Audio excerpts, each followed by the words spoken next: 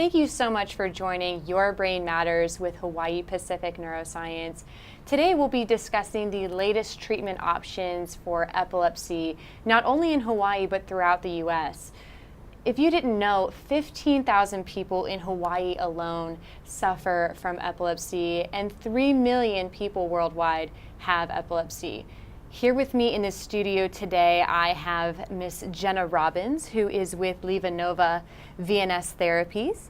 And I also have alongside of her Mr. Lee Yu, who is a VNS patient, giving us the patient perspective. You mentioned leafy greens, but when you go into a grocery store, there's romaine, there's spinach, there's kale.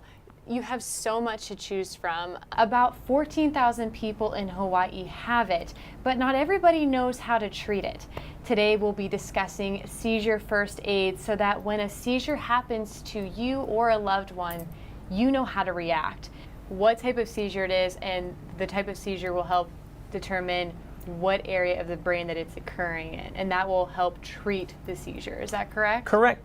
Statistics show that about 3.4 million people in the United States has epilepsy, and about 14,000 have it in Hawaii. Does that sound right to you, or is that all dependent on how epilepsy is diagnosed? What does the Epilepsy Foundation of Hawaii do for patients who have epilepsy and seizures in general, as well as for caretakers and mothers here like Angie? How do you provide help and advocacy? Really looking at this from more of an abstract view. Just to begin, there's a lot of misconception that really surrounds this disease. And first and foremost, what a lot of people, I think, tend to get confused with is the difference between Alzheimer's and dementia. Here with me in the studio, I have Heather Tompkins and Alistair Taylor, who have a lot of experience in this background of how to maintain your mental health, and when it's feeling a little low, how to give it a good boost. What warning signs that you tend to see in patients that people who are watching this should look out for? Alistair, I know you have particular experience in nutrition and how that very much links to what is on your plate, links to how you feel, and how you feel links to what's on your plate. Very cyclical. Mental fitness is just as, if not more important than physical health.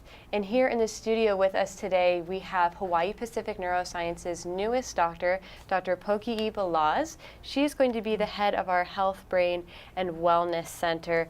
Thank you so much, Dr. Balaz, for joining us on the show. We're really excited to get to know your insights. The point that you make, that people are becoming more aware.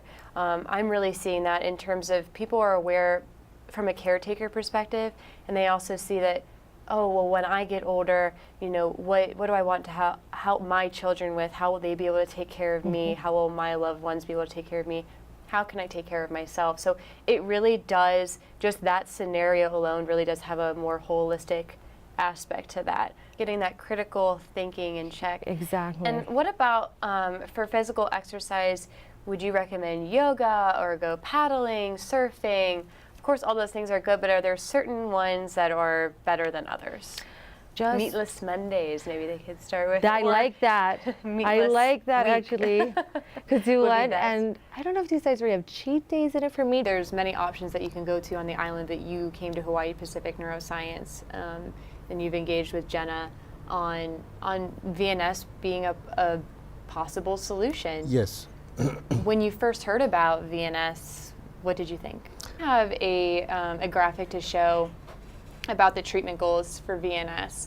I just wanted to put them up there for everybody in terms of this is how you explain to patients who might be a great candidate for VNS, who, like Mr. Yu, have had seizures their whole life, or maybe for people who have just been now starting to experience seizures. We hear about double blind, we hear about FDA approved. There's just a lot of jargon that people may not really necessarily know about.